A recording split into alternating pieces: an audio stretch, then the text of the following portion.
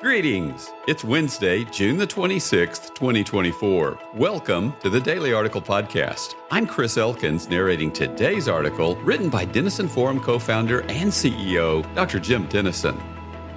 Caroline Leavitt, a spokesperson for Donald Trump, was interviewed by CNN regarding Thursday night's debate on their network. She called moderators Dana Bush and Jake Tapper biased and said Mr. Trump is knowingly going into a hostile environment. When she persisted with her concerns, the interviewer cut off her microphone. Mr. Trump's campaign is warning of a 3-against-1 ambush that can only favor President Biden. Of course, if the debate were being hosted on a network and by moderators known for conservative bias, Mr. Biden's campaign might be issuing similar statements. As Peggy Noonan laments in her recent Wall Street Journal column, journalism has morphed from reporting the news to advancing personal ideologies. We cannot know in advance how the debate will be handled or how the candidates will perform, but psychologists Albert Ellis and B.F. Skinner have noted past behavior is an excellent predictor of future behavior. The same can be said of media reviews on both sides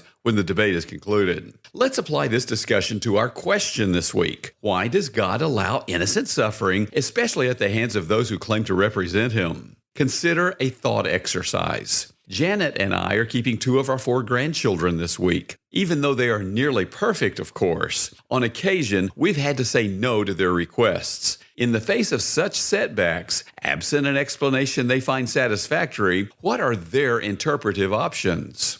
1. We know the reason for disappointing them, but refuse to say, making us capricious. 2. We know our answer is indefensible, making us sinful. 3. We don't know the reason, making us ignorant. And 4, we know more than they do, given that we have lived 6 decades longer than they have, making them children. They can choose how to assess the situation by examining our past behavior. Have we previously been capricious, sinful, or ignorant? But as parents and grandparents know, they will not ultimately understand why we do what we do until they become parents and grandparents themselves. Now, let's apply this discussion to God. The next time you question His character, I encourage you to read Psalm 103. For example, David testified in verses 2 through 5, "Bless the Lord, O my soul, and forget not all His benefits, who forgives all your iniquity, who heals all your diseases, who redeemed your life from the pit, who crowns you with steadfast love and mercy, who satisfies you with good, so that your youth is renewed like the eagles." And He promises in 1 Corinthians 13, verse 12, that when we meet Him face to face, we will know fully what we do not understand today.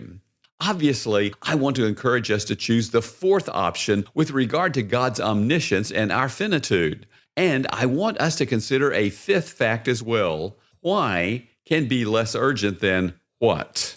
Imagine our grandkids were standing in the street with traffic oncoming and we ordered them to the sidewalk. If they asked why, would we take the time to explain? Over the decades, I have taught philosophy of religion. I've often said that the Bible is more practical than speculative.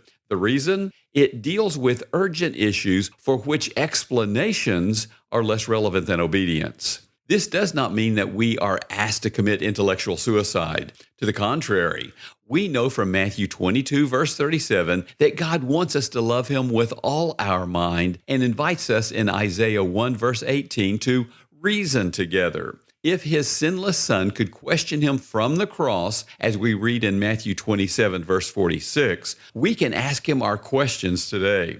However, when no satisfactory explanation is forthcoming, we can decide that the fault is not with His character, but with our capacities, not with His omniscient benevolence, but with our finitude, as referenced in Isaiah 55, verses 8 through 9. And from Romans 12:2, we can choose to trust His perfect will, even if, and especially when, we do not understand it.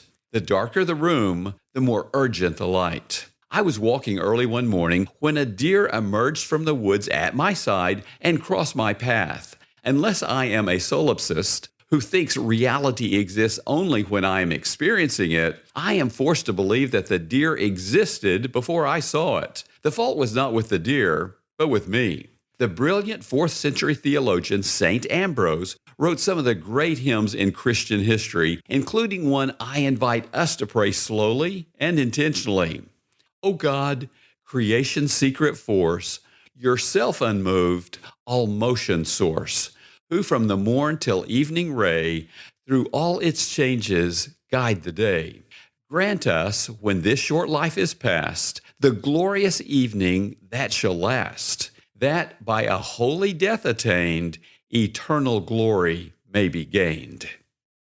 What if it were today? As we approach the final day of Denison Forum's 15-year anniversary summer campaign on July 12th, we invite you to make a pivotal contribution, one that will help produce this podcast and other Christ-centered content that transforms lives. This is your chance to be a part of a movement that shapes our culture through a biblical lens, so don't wait. Visit supportdf.org today to help Denison Forum launch into another 15 years of impactful ministry. July 12th is the deadline to reach the $550,000 summer campaign goal, so please give now at supportdf.org. Thank you.